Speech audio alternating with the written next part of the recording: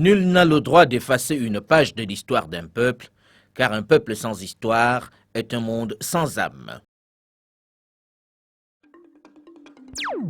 Les grands jours tant souhaités est enfin arrivé. Indépendance, tcha-tcha. En vertu du droit de peuple à disposer de l'air. De ce moment et à jamais, notre État libre et indépendant.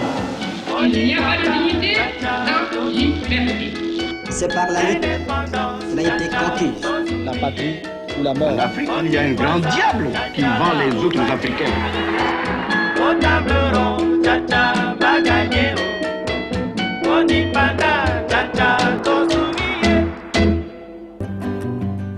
Camerounais, Camerounaises, le Cameroun est libre et indépendant. Ahidjo a été le premier président de ce pays. Un patriote exemplaire. Il est le président de l'indépendance. Ahidjo n'a eu qu'une passion dans sa vie, le Cameroun. Le Cameroun, c'était lui. Le Cameroun, c'était sa respiration. Ahidjo s'est préoccupé des habitants du Cameroun, du peuple camerounais. Ce n'est pas rien. Toute son ambition, c'était le Cameroun. Il n'avait qu'une passion, qu'un souci, le Cameroun. C'était quelqu'un qui voyait toujours loin. Ahidjo a rendu le pays riche. C'était un homme qui avait une détermination et qui était ambitieux pour son pays à un point que personne ne peut imaginer. Le Cameroun pouvait vivre 10 ans sans problème. Ahidjo a été un grand chef d'État, un Africain authentique. Au début, rien a priori ne prédisposait ce Peul d'origine modeste à conduire la destinée de cet important pays d'Afrique centrale. Né dans une région enclavée du Nord Cameroun, d'une mère célibataire, ce qui est un sérieux handicap dans cette région de rude tradition islamique, le jeune Amadou Ahidjo, qui ne connaît pas l'identité de son père, suit néanmoins ses études primaires à Garoua, sa ville natale. Il y obtient sans brio son certificat d'études en 1939. Il fait partie de cette génération qui a pris la politique comme ça dans les assemblées françaises. André Marimbida, Premier ministre du gouvernement, issu des réformes de la loi cadre, lui confie le poste de vice-premier ministre chargé de l'Intérieur. 1958, à l'Assemblée nationale camerounaise, une crise couve. André Marimbida, le Premier ministre, doit faire face à une démission collective de son gouvernement favorisée par son vice-premier ministre Amadou Ahidjo. Le Premier ministre n'a plus non plus le soutien de Paris. Mbida était devenu insupportable. Il n'en faisait qu'à sa tête, il s'était mis tout le monde sur le dos. Mesmer, qui était gouverneur, avait pensé qu'il faudrait le remplacer, mais il n'osait pas trop. Ce n'est pas Paris qui a écarté Mbida. C'est le haut-commissaire de l'époque, c'est-à-dire Jean Ramadier.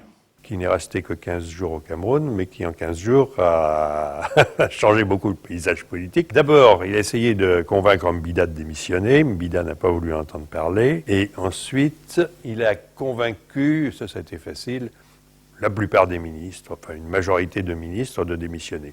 Qu'à cela ne tienne d'Mbida, je forme un autre gouvernement. Ce qu'il a fait, mais Ramadier, là, abusant de son pouvoir, a refusé de reconnaître le nouveau gouvernement. Ce qui n'était pas chargé de ça. Si je peux dire, sa nomination s'imposait. Ramadier est donc venu avec ordre, je vous ai dit, de faire l'impossible pour qu'Ahidjo ne passe pas. Mais faites l'impossible pour que ce soit Sopo prison. Sopo le savait du reste. Et si ce n'est pas possible, voyez que ce soit Harouna Njoya parce qu'il est plus malléable. Le 18 février 1958, Amadou Ahidjo, le jeune télégraphiste du Nord, est investi Premier ministre du Cameroun. Camerounais, Camerounaises, le Cameroun est libre et indépendant. Le pays qui accède à l'indépendance est un État hétéroclite constitué de plus de 200 ethnies et divisé en deux blocs. D'un côté, le Cameroun septentrional sous protectorat français, de l'autre, le Cameroun occidental sous protectorat britannique. Le plus gros des populations anglophones est loin d'être rallié à la cause d'Ahidjo. Certains désirent purement et simplement leur autonomie, alors que d'autres souhaitent se rallier au grand voisin, le Nigeria. C'est un des rares hommes d'État de cette génération qui n'a jamais flirté avec le marxisme, ni avec tous les ismes, comme vous dites. Son idéologie, ou ce qui lui tenait lieu d'idéologie, c'était l'unité nationale. La détermination d'Ahidjo à obtenir l'unité nationale va très vite transformer son régime en une dictature parfois féroce. Il faut arriver à cette unité nationale, quel qu'en soit le prix. À mon avis, il n'y a pas de modèle universel de démocratie ni de modèle universel d'organisation politique. Docmo sera gracié. Mais Wandjie, je le respecte beaucoup, mais il sera fusillé. Camerounaises, Camerounais, mes chers compatriotes,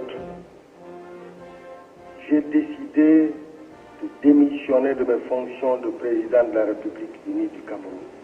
Moi, je savais qu'il allait démissionner. Moi, c'est un matin, très tôt, il m'a réveillé. Il me dit, qu'est-ce que tu penses si on partait? Le président Paul Biya allait avoir un dernier entretien avec le président sortant, son Excellence Amadou Ahidjo. La lune de miel entre Amadou Ahidjo et son successeur Paul Biya va être de très courte durée. Le torchon brûle entre les deux hommes. Il y a beaucoup d'entourage étaient derrière. Il y a d'abord les gens de son ethnie. Je suis sûr